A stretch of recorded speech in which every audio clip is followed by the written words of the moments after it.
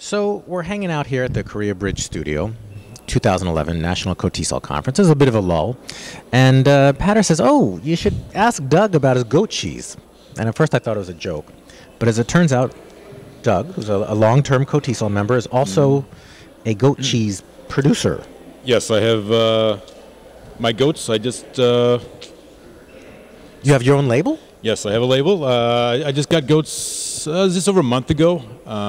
And I've been milking them twice a day and making cheese. And our plan is to kind of sell this. And all right, first of all, now, most of us apartment dwellers are not going to have this option to be a goat cheese producer. How did you get to this point? Give us a little background. Well, my wife now, she's like wanted a house in the country.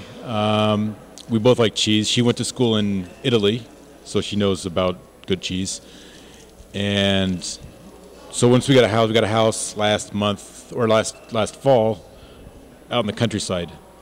And at that point, we decided, well, we've been thinking about it for like the last 2 years of getting goats.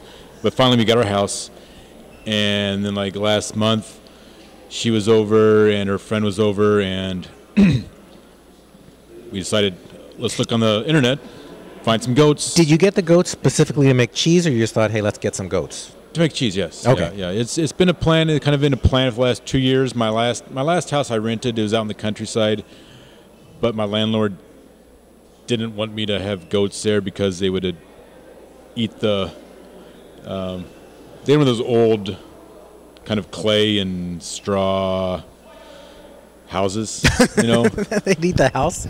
Well, you know, it's like well, you know, the goats will eat the house, so that's a concern. That's reasonable. So I didn't have anywhere to keep them, you know, out there. And then finally, when we bought our house last year, we decided to look for goats. And finally, this last month, we finally found some. And all right, so what's involved? You get the goats. They have to be girl goats. This is an important thing.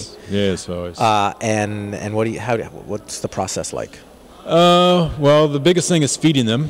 They eat a lot. So you have to collect kind of weeds. They like bamboo, pine tree needles, weeds. But you have to go and collect. Do you ever give them kimchi?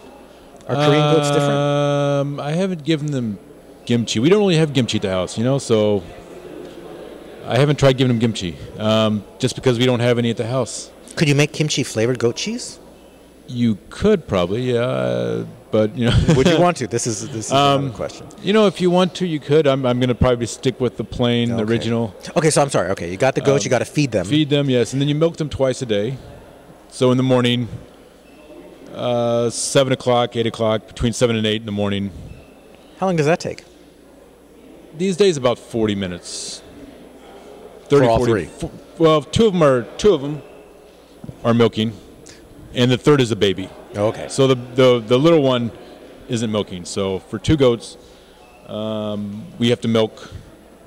The first time we did it took like an hour and a half for 3 people. Are you getting better? Yes. You both milk? We both, yeah. I do during the week. My wife is in Ulsan working still, so she comes back on the weekends, and it's her job to milk when she's there. All right. So you got the milk. Yes. What then?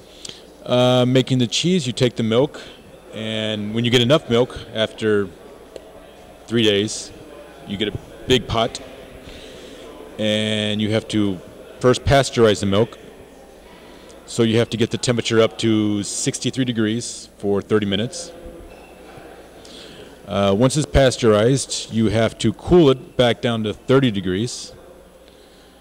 Then there's a cheese culture I add.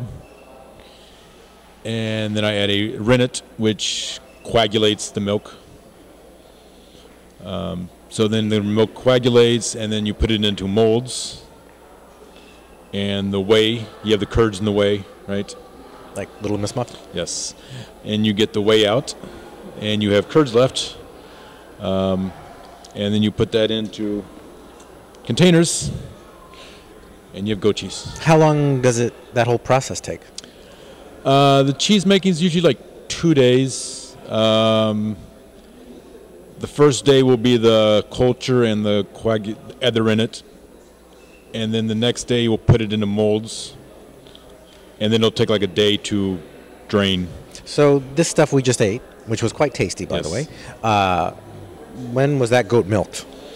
That batch is from Monday or Tuesday, so maybe like last weekend. It's milk from last weekend. So what's the business plan? We have a website, WaegFarm.com, WaegFarm. So we're trying to sell it online. It's a very small scale right now. Right now we're making I make one batch every like 3 days. And how many containers full is that? One batch will be about 8 or 9 containers, like about 200 grams. How much are you going to sell that for? Right now we're looking at like 10,000 on. That's not bad. It's a little, they have goat cheese. They sell goat cheese in Korea, but even online, the cheapest I've seen is like, it's about 15,000 won for 150 grams. How long will it last? It's fresh cheese, so maybe like two weeks. Okay. But honestly, I usually, I can go through like this in like 2 days, so. But then you're kind of into goat cheese. Yeah, I am. And I have a refrigerator full of goat cheese, so if I don't eat it every 2 days, we'll have nowhere in our refrigerator for anything else. This could be the start of something big, the Korean goat cheese wave. Yeah, hopefully that's, we're hoping to market it. I think there's a fermentation festival. You know about that fermentation festival in Seoul? I did not, but it seems like an appropriate place for a fermentation festival. So I hopefully we'll go up to that in Seoul next month. All right, well, but good luck to you, your wife, and the goats. All right, thank you very much.